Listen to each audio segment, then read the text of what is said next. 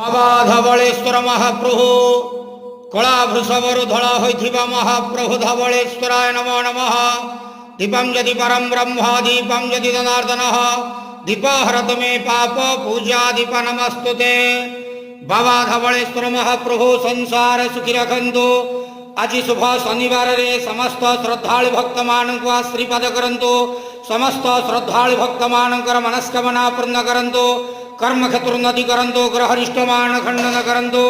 जगतर मंगल करंतु। विश्वर कल्याण करंतु। आपणकर नाम प्रकाश करंतु। सेवकर डाक श्रवण करंतु। समस्त गुआवसा भक्त मानकर मनस्कामना पूर्ण करंतु।